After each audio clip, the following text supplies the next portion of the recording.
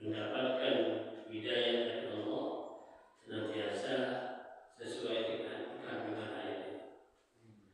Hadirin hadirat yang berbahagia, wa man a'rada an dzikri, Allah memberitahu, dan barang siapa a'rada yang berpaling an dzikri dari mengingat aku, tidak mau mengingat kehadiran Allah, tidak mau mengingat kekuasaan Allah, tidak mau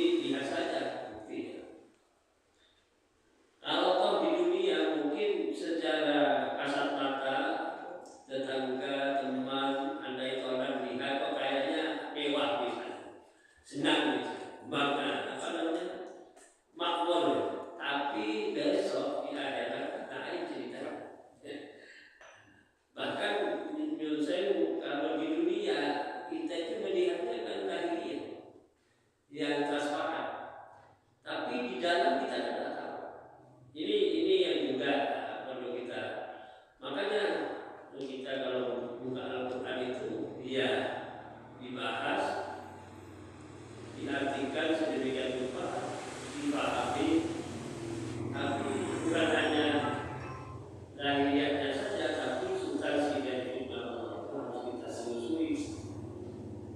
Adapun kenyataan bisa kita buktikan nanti di akhir.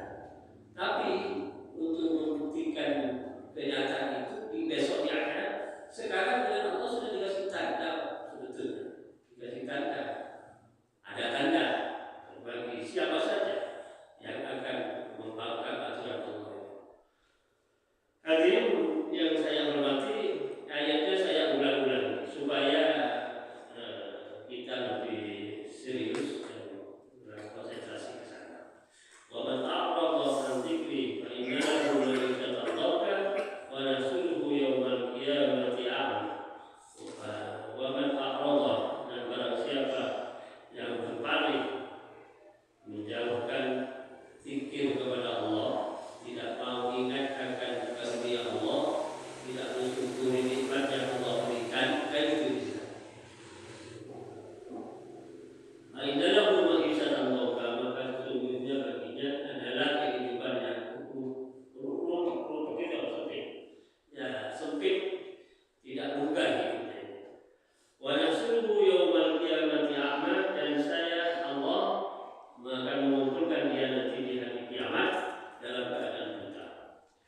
Dia lalu matur kepada Allah atau protes, qala rabbi lima hasyartani a'ma wa qad kuntu basira. Kenapa saya dikumpulkan sekarang, wahai Tuhan, dalam posisi yang buta ini? Sedangkan saya dulu di dunia begadang-begadang, melek, transparan pandangan saya kepada yang lain bisa. Sekarang malah picatkan gitu, tidak bisa melihat. Qala kadzalika atatka ayatuna fanasita. Karena memang kamu waktu di dunia itu melupakan dahulu saya, ayat-ayat itu dilupakan oleh kamu. Maka ini, maka dari kalian betul, demikian juga ini kamu saya lupakan. Karena itu melupakan waktu di dunia, melupakan firman-Ku, ayat-ayat yang Ku sampaikan. Tetapi sekarang kamu protes seperti ini, buktikan saja. Sekarang kamu saya lupakan, karena dulu kamu melupakan firman-Ku, omongan-Ku kata Allah. Saya mengatakan begini, tapi kamu mengabaikan. Kamu saya lupakan sekarang. Wa kadzalika najzi man asrafa wa lam yu'min bi ayati rabbih. Ini penegasan bahwa orang yang lupa itu memang pada dasarnya memang tidak iman kepada Allah. Ini kalau lebih dalam itu adalah orang tidak Islam, orang yang tidak percaya kepada Allah. Ini kalau yang bisa kita ambil hikmahnya bagi kita yang beragama Islam, ya jangan sampai kita seperti orang yang tidak iman itu. Harus ingat bahwa Allah itu yang memberi kehidupan kepada kita, Allah yang memberi semuanya, sehingga firman-Nya kita taati, perintahnya kita laksanakan, larangannya kita tinggalkan. Garis besarnya itu. Oleh sebab itu ditegaskan di sini, wa kadzalika najzi man asrafa wa lam yu'min bi ayati rabbih wa la adzabul akhirati asyaddu wa abqa. Memang orang yang tidak iman kepada Allah itu besok itu naik ceritanya. Di sini orang yang iman banyak dosa, mungkin dapat siksa juga, tetapi tidak kekal. Makanya di sini dikatakan asyaddu wa abqa. Orang yang tidak iman memang siksaan dari Allah sangat dahsyat dan kekal siksaannya.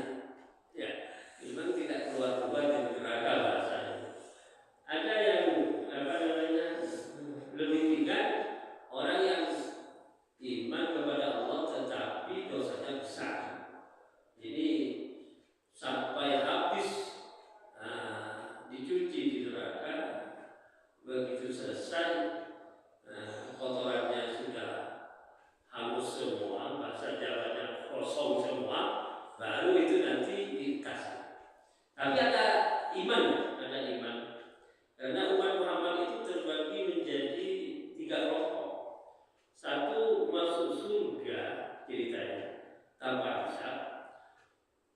kedua masuk surga dihisab dulu. Yang ketiga itu masuk surga tapi dikum dulu di neraka. Ini umat Muhammad. Umat Muhammad itu artinya umat yang beriman. Ada 3 level.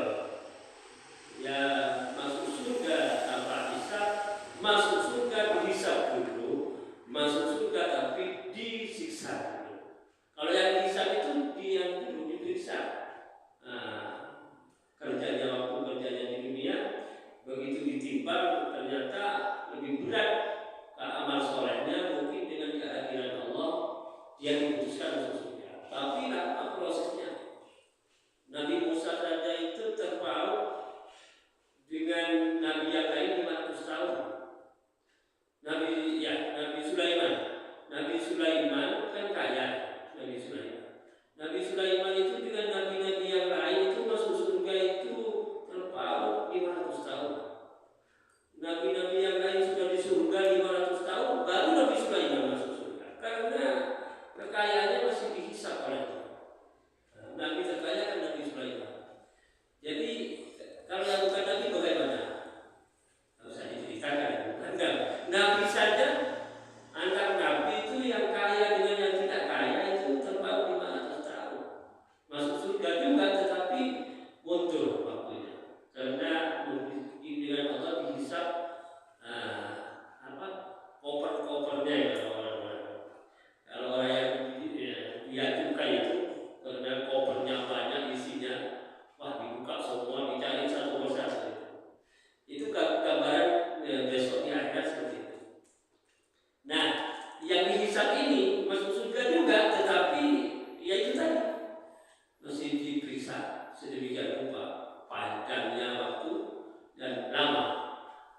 Yang ketiga ini masuk surga juga, tetapi karena dosanya lebih besar, mungkin dengan kehadiran Allah kamu neraka dulu. Nanti setelah habis tebusan kamu, artinya siksaannya sudah dibakar, habis tinggal titik imannya, itu yang lintas di dalam kitab Daqaiqul Ahbar itu saya baca besok itu pada suara yang kayak jarak jauh itu memanggil ya Hanan ya Manan, itu ternyata ada titik iman yang ada di dasar neraka Jahanam, dicari oleh malaikat Malik dan setap-setapnya tidak ketemu. Dicari lagi akhirnya ada di paling bawah ketemu titik iman yang ini tadi. Ya Hanan ya Manan bertahun-tahun di neraka. Ternyata ini ada setitik iman yang masih ada, tidak terbakar di neraka, hanya kita. Ini umat Muhammad tapi yang mungkin dosanya besar. Alhamdulillah, mudah-mudahan kita masuk surga tanpa hisab. Allahumma amin. Bapak-bapak, ibu-ibu yang berbahagia, ini uraian sekilas tentang ayat Al-Quran surah Thaha 124, 125, 126, 127. Mudah-mudahan bermanfaat. Memang Al-Quran ini kalau dikupas sedemikian rupa,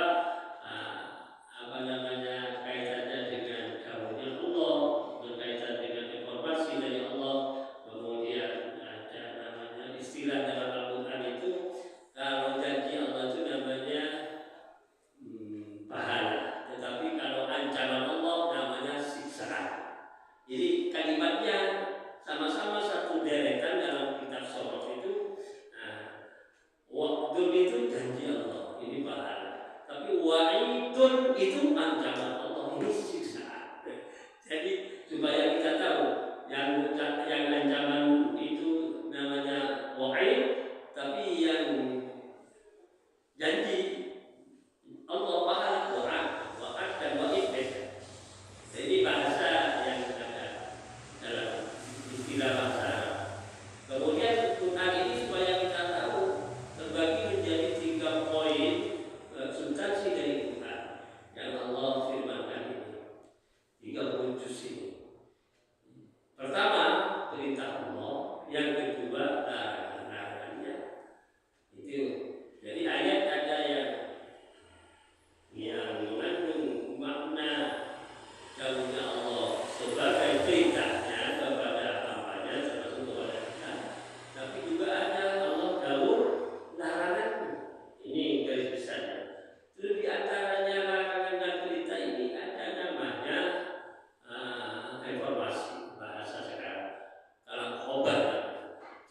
cerita tentang kejadian Nabi di zaman dahulu seperti Nabi Yusuf, seperti Nabi Ibrahim.